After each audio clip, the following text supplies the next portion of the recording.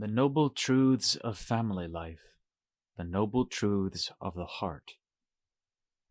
People often say that the way Buddhism teaches constantly about the suffering of living beings is unpleasant to them, and makes them so depressed that they get no joy out of listening to the Dhamma.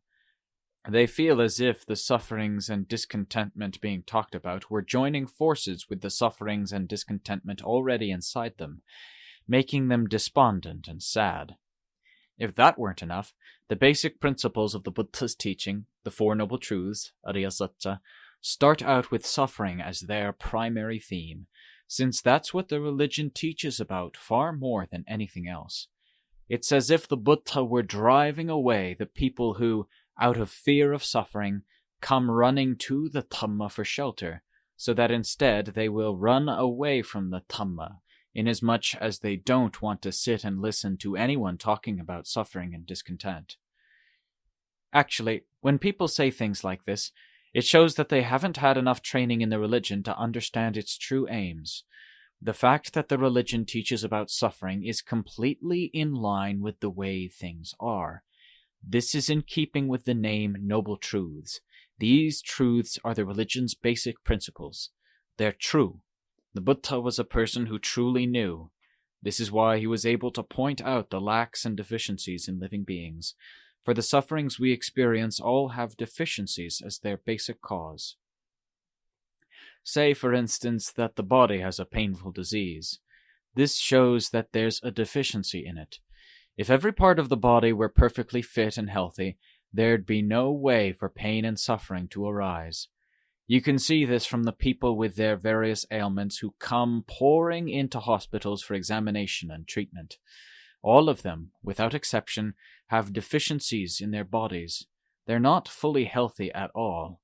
When the doctors make examinations and prescribe medicine, they're examining to find the deficiencies in their patients and prescribing medicine to make up for them. If the medicine is right for the illness, the symptoms subside and the patient begins to feel better. The disease, if it gets the proper treatment, goes away. The suffering stops, and that's the end of the matter. The Buddha was wise, which is why he taught us not to treat discontent and suffering, which are effects, but to treat the causes, the deficiencies that bring them about. These deficiencies are called samudaya, which means origin of suffering. When the causes are stopped, the effects stop too, of their own accord. The fact that the Buddha starts out with suffering before anything else is simply to point out the evidence that establishes the truth, so that we can search out the cause and correct it in the proper way, in the same way that police have to use stolen goods as their primary evidence in tracking down and capturing thieves. Not working enough to supply one's family needs is one sure way to cause trouble and suffering within the family circle. This same truth holds for people as well as all other living beings. Namely, if their needs are fully met, there's a minimum of suffering in their families. If their needs aren't fully met, then even husbands and wives who love each other deeply can come to hate each other intensely and split apart. This can come from deficiencies in making one's living and in other areas as well. Suffering thus arises in the family because the family income may be insufficient to provide for its needs, or one of the family members may have no sense of enough in the area of sexual desire. These sorts of deficiencies can arise because of a lack of intelligence in making one's living, which prevents one from keeping up with the competition. Poor health, chronic laziness and ignorance, coupled with the extravagance of spending money beyond one's means, overwhelming sexual desires which make one forget one's family and responsibilities.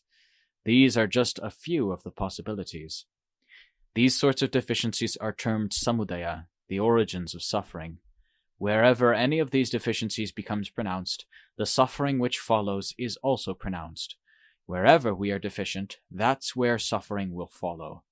This is why the Buddha taught us not to be lazy and wasteful, but to be hard-working and persistent, to save our earnings and spend them only for things which are necessary, so that we can know how to avoid suffering. he also taught us how to wipe out that cause of suffering in the family which stems from laziness by using the path of firm commitment in making a living, so that we can reach the cessation of suffering in the family, in society, and so on. This is so that every family and social community will be able to meet with happiness. He did not teach us to sit around letting our feet and hands atrophy from not figuring out what sort of work to do, or to lie around embracing our suffering because we have nothing to eat or use. He didn't teach us to sit stuck in suffering without finding a way out. Instead, all of the noble truths he taught were meant to free living beings from their sufferings. There's not a single noble truth that teaches us to let our sufferings bury us alive. The Buddha taught these truths both to monks and to lay people, although he used somewhat different approaches in line with the needs of his listeners.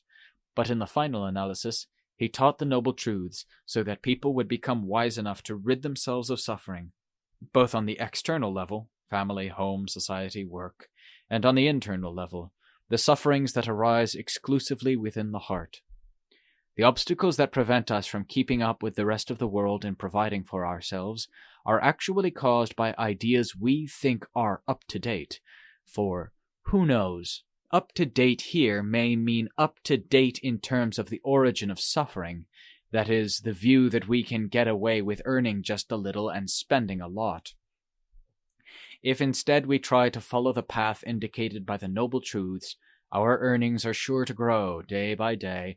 Our behavior will know its proper bounds, our expenditures will fall more in line with our position, our tendency towards extravagance, our way of seeing every purchase as necessary, will start to have principles to keep it in check, and our income, whatever its amount, will have a chance to stop and rest with us for a while. We'll come to realize that our desire to keep up with others in terms of buying things is the way to disaster because it destroys both our external wealth and our good habits, which are a form of wealth far more important than any other wealth in the world. If our good habits get spoiled because of our lack of thought for the present and future, we'll never have a chance to make anything of ourselves at all. People who don't overlook their good habits and try to reform their minds so as to stay within the bounds of moral virtue, all that is noble and good, are sure to shine both now and in the future, because basic good habits are the basis of all wealth. Any form of wealth, if we want it to last, must depend on good basic principles in the heart, steady principles which are not easily swayed by outside influences. If we have reasoning in charge of ourselves and our belongings, we'll be safe from the kind of loss that comes from being deceived by others or fooled by ourselves. Being fooled by ourselves is something hard to detect, even though it happens to us all the time. We work hard with our own hands to save up a nest egg, and then we ourselves are the ones who shatter it. Without a thought for what's proper, we spend it all in line with those desires that overcome our hearts. Even just this much should be enough to make us realize that we've got ourselves thoroughly fooled. So when the religion teaches us to conduct ourselves in the right way, to close off the opening that suffering has into our lives, it's the same sort of thing as when doctors explain diseases and medical treatment to their patients, so that they'll conduct themselves in the right way as to avoid illness. The noble truths teach us to be intelligent in running our lives. The fact that the religion teaches us to know the causes of happiness and suffering, plus how to eliminate that which is bad and foster that which is good, shows that it doesn't teach us to be negative or pessimistic, as some people believe. For this reason, we should make sure that we know the true purpose of the noble truths, which form the heart of every level of the world and every step of the Dhamma. People who hope for progress should analyze the noble truths so as to put them into practice in line with their position in life, so as to prosper both now and in the future. It's never happened that the noble truths of the Buddha have ever led to failure or loss for those who put them into practice. On the contrary, those who make use of these truths have become fine examples for the rest of the world to follow. What I've been talking about so far concerns the noble truths in general terms. You might call them the external noble truths, the noble truths of family life, or whatever seems right to you. Now I'd like to explain the noble truths within. The noble truths on this level deal, for the most part, exclusively with the heart. that underlying essence of mind, the fundamental quality of knowing upon which everything we experience is based. People who put the external noble truths into practice in a full and proper way, to the point where they enjoy happiness on the level of family life, may still have some deficiencies within their hearts, because suffering of this sort can happen to anyone on any level in life, rich, poor, men, women, lay people, or ordained. No exceptions are made. If there's a deficiency in the heart, suffering is bound to find a way to arise, just as with the body. The deficiencies or insufficiencies of the heart are of three major sorts: sensual craving, craving for becoming, and craving for no becoming. Each of these three forms of craving is an origin for suffering, because each of them acts as a weight on the heart. The way to cure them is to train oneself in the Dhamma so as to nourish the heart and give it peace. If we don't allow the heart to drink enough of the nourishment of the Dhamma to meet its needs, it's bound to become thirsty and slip out to various other preoccupations in search of other things to drink. But the water it finds in this way is for the most part like salt water. Once you drink it, you become more thirsty and have to drink more. As a result, your thirst will never be quenched.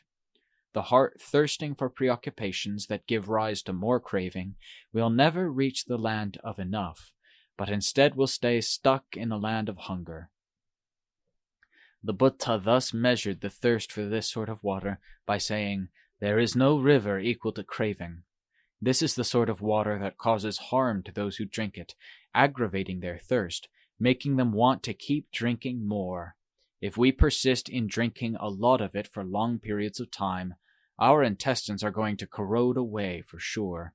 If we can't find any medicine to cure ourselves of this syndrome, our character will be destroyed, and we'll be sure to die. Wise people have seen the harm of this sort of water, and so have taught us to avoid it, and to search for various techniques to cut away at these three forms of craving. They teach us to train the heart with the Dhamma, the most tasteful and nourishing beverage for it, to make it give up its taste for salt water, and take only the flavor of the Dhamma as its nourishment. When we train the heart with the Dhamma until it gives rise to a feeling of peace and contentment, that's the flavor of the Dhamma that nourishes and benefits the person who drinks it. The more we drink it, the more peace and contentment we'll feel. At the same time, we'll create an expansive and cheerful world within the heart. We'll see animals as animals, people as people, evil as really evil, and good as really good.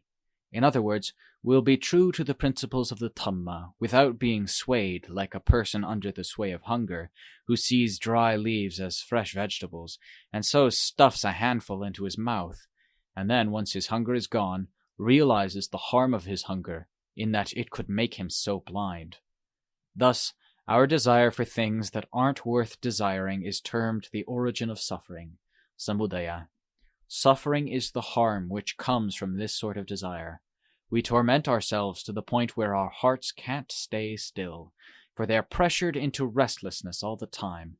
The path, magga, refers to techniques for cutting away at the three forms of craving step by step, while the cessation of suffering, nirodha, is the ending of suffering and discontent within the heart through the power of our practice of the path. Every activity that is noble and good, generosity, morality, and meditation, is a part of the path, magga, which kills off suffering and its origin within the heart. So if you want to put an end to suffering in your own heart, you should view these activities as necessary duties. Make them constant habits until your heart has them fully developed. No one has put thorns in the way of the path to release from suffering. It's a path that people who look for release can follow in the purity of their hearts. And no one has put thorns in the land of those released from suffering. It's a delightful state, just like the heart with no more discontent and suffering. As for the question of suffering in the future, in this life or the next, don't overlook your heart that is suffering right now. The same is true with every level of happiness, because this very heart is the only thing that will possess those forms of happiness in its various destinations. This should be enough explanation for now of the noble truths within and the noble truths without. I ask that you put into practice whichever level of the Noble Truths you see is appropriate for you, so that you can benefit from them by ridding yourself of external sufferings and the sufferings exclusively within the heart. The Noble Truths are each person's property, inasmuch as each of us can suffer from deficiencies. If we use the Noble Truths to develop fully the areas where we see we're still lacking, then the result, happiness, in full measure, is sure to come our way, without partiality or prejudice, no matter who we are.